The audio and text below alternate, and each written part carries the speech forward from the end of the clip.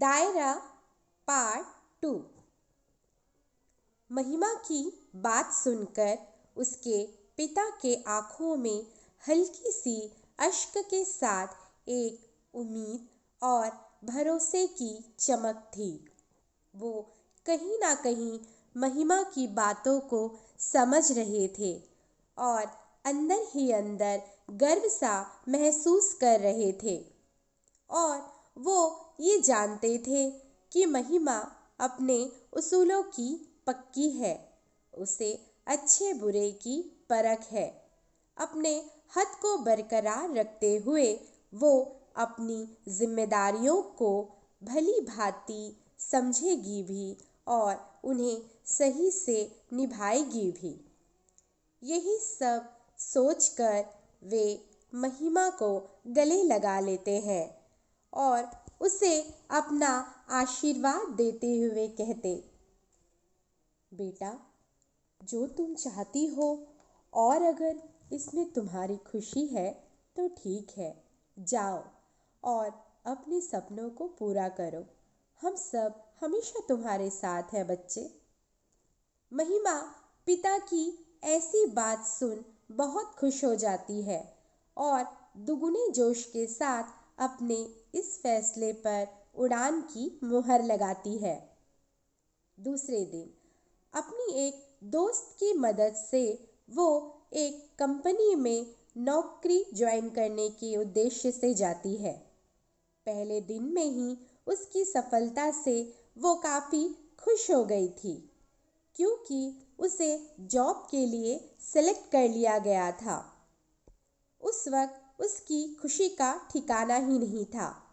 वो तुरंत अपने परिवार में सभी को ये खबर फ़ोन से देती है कि उसने वहाँ अपनी जॉब ज्वाइन कर ली है। घर के लोग उसकी इस खुशी में शामिल होना चाहते थे, इसलिए उन्होंने उसके लिए एक पार्टी का आयोजन किया ताकि उसे सरप्राइज दे सके। इस प्रकार पहले ही दिन जब उसने ऑफिस में एंट्री कर ली तो वो काफ़ी खुश थी। नए नए चेहरे के बीच उसकी आंखें किसी अपनेपन का एहसास कराने वाली आंखों को ढूंढ रही थी। थोड़ी हिचकिचाती, थोड़ी मुस्कुराती वो सभी से मिल रही थी। तभी उसकी नज़र संजीव पर पड़ती है, जो उससे सीनियर था। संजीव से मिलते ही उसे एक अपनापन सा महसूस होता है। संजीव भी पहली ही नज़र में महिमा को देखकर काफ़ी खुश हो जाता है।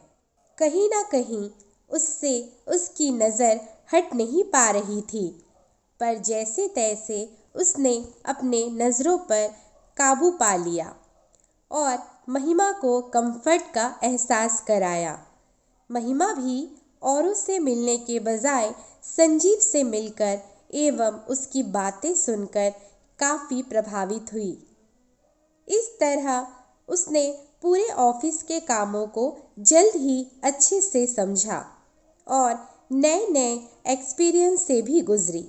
अपने नए दिन की शुरुआत उसके मन के मुताबिक हुई थी। वो बहुत खुश थी, साथ ही अपने कामों को अच्छे से समझ रही थी। चूँकि महिमा पहले से ही काफ़ी टैलेंटेड और सुलझी लड़की थी, तो नए जगह पर नए लोगों के बीच ढलने में उसे ज़्यादा समय नहीं लगा।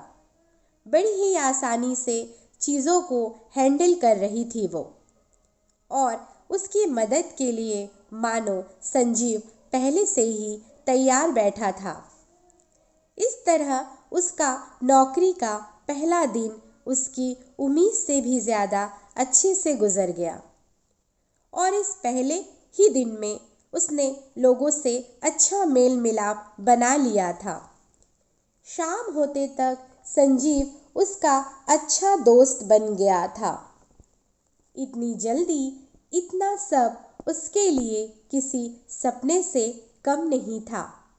इस प्रकार वो अपनी खुशियों को समेटते हुए अपने घर पहुंचती है तो घर जाते ही उसकी खुशी सच में दुगनी हो जाती है, क्योंकि घर का रोशनीदार चकाचौंध भरा माहौल देख वो खुशी से फूली नहीं समाती।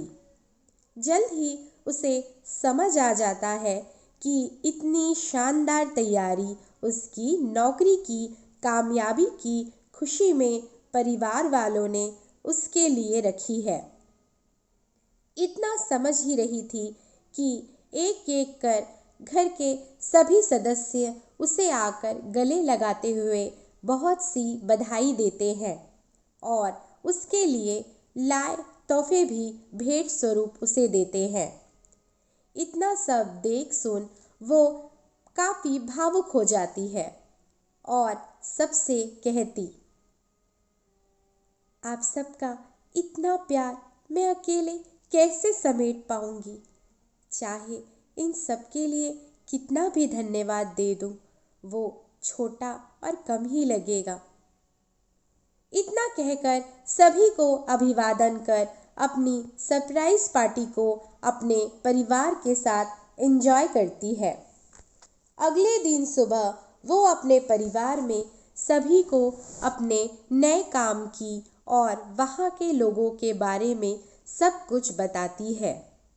उसकी आँखों में इतनी चहक थी कि उसके नए दफ्तर की सारी बातें उसके खुश होने का सबूत दे रहे थे।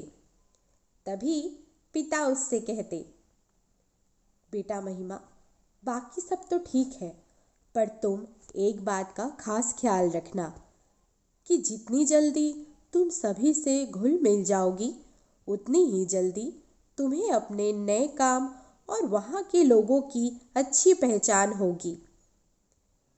पर अपने काम और परिवार दोनों को अपनी अपनी जगह पर अहमियत देना। कोई किसी के आड़े नहीं आना चाहिए। वैसे तो तुम बहुत समझदार हो, पर फिर भी तुम्हारे पेरेंट्स होने के नाते ये हमारा फ़र्ज़ है कि तुम्हें हर उस चीज़ से वाकिफ़ कराए जो तुम्हारे हित में हो बच्चे।